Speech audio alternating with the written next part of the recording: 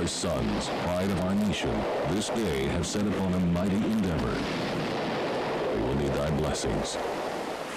Their road will be long and hard, for the enemy is strong. He may hurl back our forces. They will be sore tried by night and by day. The darkness will be rent by noise and flame.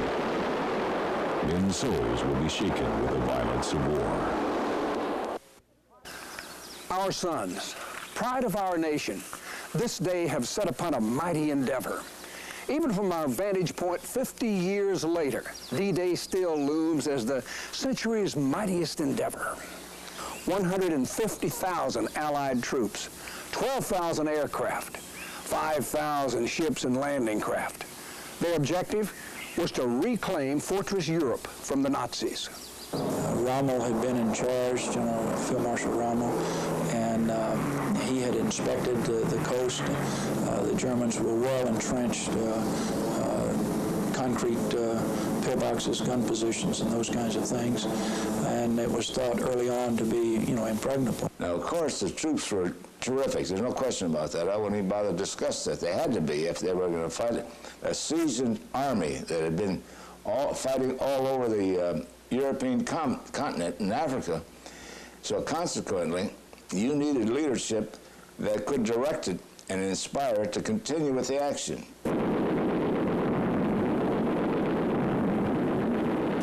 As Supreme Commander, General Eisenhower had a condition before he would send young men to land on beaches in German-held France. Ike demanded that Allied forces have control over the air and the sea before any invasion was attempted. The task of neutralizing the German Luftwaffe fell principally to the 8th Air Force. One of the fundamental aspects of their mission was to gain what we term air superiority over Europe. We knew that we were not attriting the German Air Force rapidly enough to permit a land invasion of the continent of Europe. An opposed land invasion is bad enough, but one opposed from the ground as well as from the air would have been disastrous. So General Doolittle took command of the 8th Air Force on the 6th of January, 1944.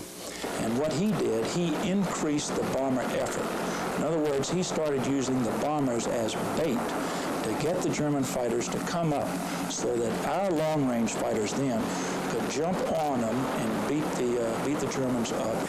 Prior to D-Day in the 3rd and 4th, we were saturating the coast of Europe. We were bombing areas, not specific targets, and we were sort of softening up the area all the way from one end of France to the other. Juneau, Sword, Gold, Utah, Omaha.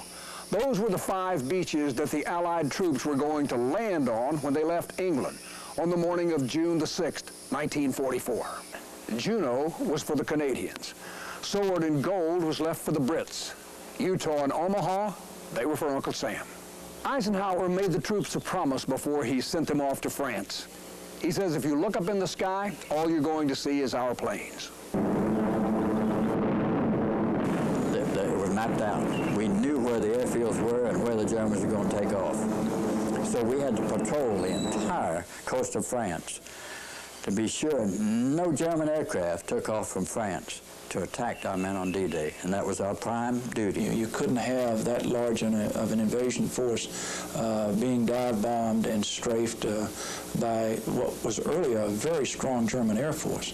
So we knew we had to attrit them and beat them down to the point where we could get the guys ashore with minimum losses. And it was a milk run, frankly. Not contrary to what happened to the troops on the ground, especially the American troops on Omaha Beach, but I don't know what happened to the Luftwaffe. But in the end, the aircraft was sporadic. Fighter Command, 8th Fighter Command made positive nobody was from Germany was going to attack those boys. And not American life, there wasn't a life lost from the Air Force, from German Air Force. My dear Johnny, Vince referred to you so often in his letters home, sometimes as JB, then Connor, and again as Johnny. I hope you don't mind if I call you Johnny. One 8th Air Force bomber was lost on D-Day, though not to the German Air Force. The B-24 that Vince Courtney was piloting exploded on takeoff, and the entire crew was killed. It was a mission Savannah's J.B. Connor could have been on. I was taken off Vince Courtney's crew and put on this other aircraft. And we took off and flew our mission on D-Day and came back. And at that time, the group chaplain met me and said that my crew, my original crew, Vince Courtney, who I'd gone through all my transition training with, was missing. And they felt that he was lost. And then was subsequently the plane crashed, blew up after takeoff, and all of the crew members were killed. Colonel Connor wrote Vince Courtney's mother, explaining the details of his death. Several weeks later, she wrote back with a depth of feeling far more powerful than any of the guns on the beach at Normandy. You will never know what it meant to us to receive the thoughtful letter from you on the morning after the terrible news came from the War Department. I know what it must have meant to you to write it, and we could live to be 1,000 years old, and we could never sufficiently thank you for your kindness. I shudder to think what our days and nights since would have been without it. I have thought of you constantly and wanted to write, but the life has just gone out of me. It seems I have felt too sad for words. If it isn't asking too much, please write us one more letter. If you have thought of anything you might tell us. Were you with him the day before it happened? Was he happy? Do you remember anything he said or did that day of special import? I wish so much we could have been present when they were buried. I do so hope and pray you can visit the graves as you planned and take some pictures and send us. I do not know how difficult it is to get flowers, but if you can put some there for us, we would appreciate it so much, and please let us know how much they are. I hope Mr. Courtney and I can go to England and see where he's buried and visit the place where he spent his last days. It just doesn't seem possible that my little boy is gone. I was just existing until he could come home, and somehow I felt sure that he was coming back. Many more mothers would hear from the War Department following D-Day. More than 2,000 American soldiers drew their last breath. But Roosevelt's arsenal of democracy kept spewing men and machines. And by the day's end, the beaches were ours. The invasion was originally scheduled for June the 5th, but the treacherous weather in the English Channel had forced a postponement. Later that day, the weathermen had told Eisenhower there would be a slight clearing on the morning of June the 6th. Eisenhower said, "Let's go." Paratroopers filled the sky early on the first wave of the assault on the European continent. Shortly after midnight, between 15 and 20,000 men dropped behind enemy lines. Not in daylight, as these pictures show, but in the darkness where confusion reigned and many men missed their mark. They told me when we dropped, if you'd look up and see the plane, whatever direction the plane was flying in, the opposite direction would be your drop zone, assembly point. Well, when I got out of my chute and looked up, one plane was going one way and another. They were flying in all different directions. So what I did is I got out of my chute, jumped the ditch, and on the other side of the ditch was a whole squad from our platoon. And we didn't know exactly where to go or what to do. So we decided the corporal there that was in charge decided, well, we'll hold up until morning, and then we moved out in the morning, and we were about 2.5 miles from our objective. The 101st Airborne's objective was to capture Sainte-Marie-du-Mont and hold it until reinforced. To take the town, hold it, and prevent any Germans to go into the beach. The paratroopers preceded the flying coffins. These were the cloth and plywood gliders that were pulled into France by other aircraft. Their role was to add more men and material to the invasion and spoil Rommel's plans for the defense of France. Rommel, he wanted to stop all the American forces at the water's edge. It was his objective to throw us back in. If he could throw us back into the water, he didn't realize where all the paratroopers was. They were scattered all over the peninsula, so he couldn't really send his forces out to encounter us. He just didn't know where to send them. 6 hours after the paratroopers disrupted Field Marshal Rommel's plans, the entrenched Germans on the beach gazed out at what must have been a terrifying sight as the D-Day Armada approached their positions. From the air, the low-flying 9th Air Force had a unique vantage point to record the scene. Pilot Cass Cassidy was among the bombers trying to take out the German gun emplacements near the front lines. And then we got over the channel, the clouds started breaking up somewhat, enough that we could see in any direction where you could see the water.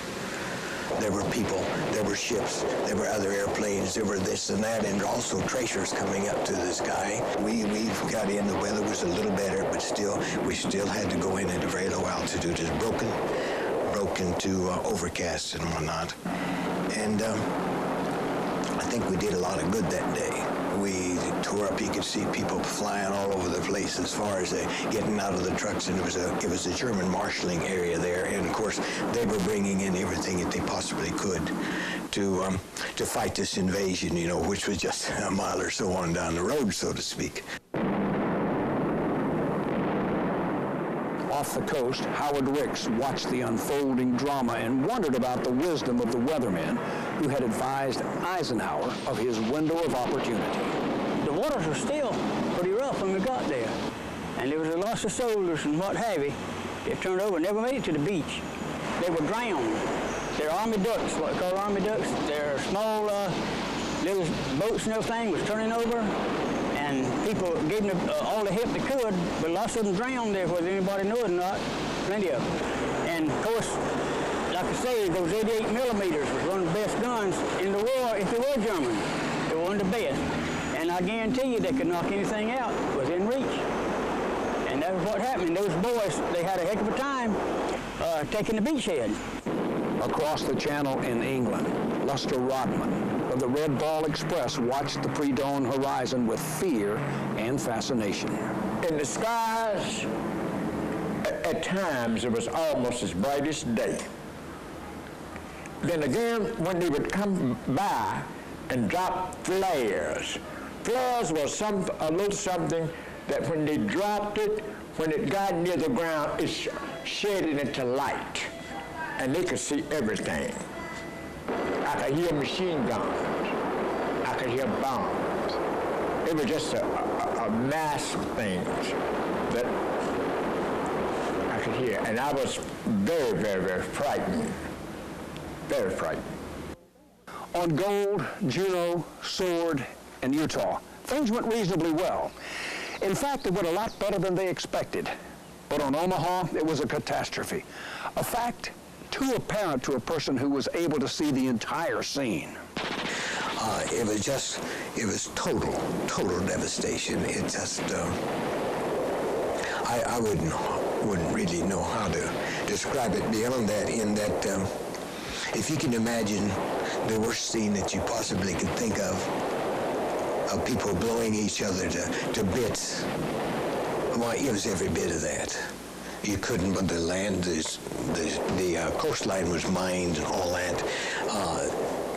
Machine gun fire, heavy stuff, and from the shore and also from the ships. And you were anywhere in between, you're going to get hurt. And I don't know how anybody survived that day without being hurt. And it didn't slack off for a long time to go, for a number of days. It was probably chaotic at the time. I did see some films on TV, British films showing the British and Canadians and their advance into on D-Day, and they had mild resistance compared to the Americans, because they probably the terrain, the cliffs, and all that type of thing. Omaha was basically where the Americans went in, was basically a disaster, but the loss of lives. Most of the graves over there are in that area, that cemeteries from the troops, the American troops, not the British and Canadians who were to the left of the attack. That was the view from the forest, but what about the men who were among the trees? Their story, as Savannah Remembers D-Day, continues. The morning or day of the invasion of Normandy. For some reason, I was awakened very early that morning, probably about 5 o'clock in the morning, and the radio in my room was on.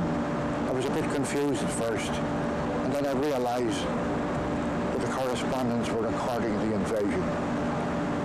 They must have been walking around among the troops, because because you could hear the movements and the calls, the orders being given, and I could even hear the water that was around the boats of the landing, lapping the side of the boats. I could hear all of that. And I got up, and I found that we had left the church here at Blessed Sacrament open the night before. We usually close the church, and there were already people in the church praying, waiting for Mass, lighting votive lights, petitioning the Lord for the sake of their relatives who they believed were engaged in the undertaking. The soldiers on Omaha Beach would welcome those prayers. With its steep bluffs, the rough seas, and the entrenched Germans, Omaha Beach was proving impossible. Hours passed and hundreds were killed before the Americans could point to even modest progress.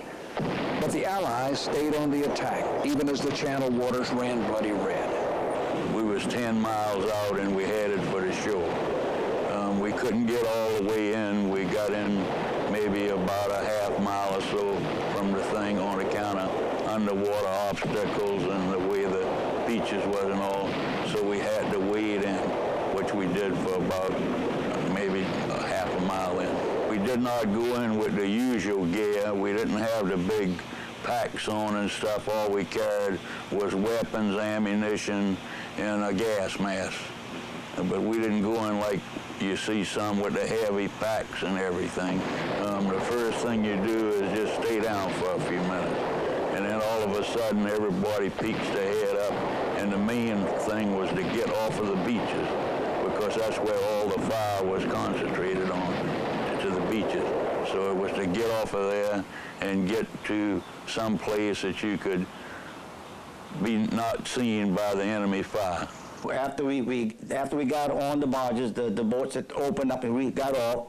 I mean, it was all, before you could get close to the beach, it was all horses and barbed wire, all that stuff. And I was surprised he got through, but he did get through and let us off. And then there was a lot of bodies on the thing. They couldn't clean them up that fast, you know. And then we went up this hedge, and then we went to the road and sat there for about 5 or 10 minutes for everybody to get organized. But there was a lot of soldiers on the ground dead. It was horrible, but you had to keep going. You just couldn't sit there and feel sorry, because you could be the next one. And then in D plus 30 minutes, third wave. It was the first time we'd ever been in combat, and didn't know what to expect. And when you're 22 years old, you don't scare too easy. You know, you don't know fear like an older person would. Getting out of those boats, we could tell artillery, falling all around the craft. But we just, when that front gate went down, we all knew to head for the sand dunes where we could get some cover. By noon, the Germans were running out of bullets, and with the United States controlling the skies, it was very, very difficult to replenish those bullets. But the fact of the matter is, in our efforts to try to gain that foothold on the beach, it cost us a lot of lives. We knew we were going to have to go in and slug it out on the ground with the German forces. That was really the beginning of the end. It was something that had to be done. We could have never beaten them into submission with air power alone. It still took the foot soldier to do that. You get what I mean? Without the foot soldier, the infantryman, no matter how much artillery you got, no matter how much naval superiority you have, it still takes a man with a gun and bayonet to actually get the job done. We had to take it. There was no two ways about it. If we were going to win the war, we had to take France. I mean, there was no two ways about it. And if it would win further up, if we'd have landed further up the beach, there'd have been more casualties than there were there, because those Germans were looking for us further up the beach than what we landed. Yes, they were just in numbers. They couldn't shoot that many people, to be right honest about it. They just couldn't kill that many people. They didn't have their wherewithal to do it, but they sure killed a bunch of them. Now, bearing in mind, we were trying to do the same thing to them, but it was a horrible waste. It's a horrible waste of everything that you can think of. And we didn't learn from it, did we? We didn't learn not to do that thing. Well,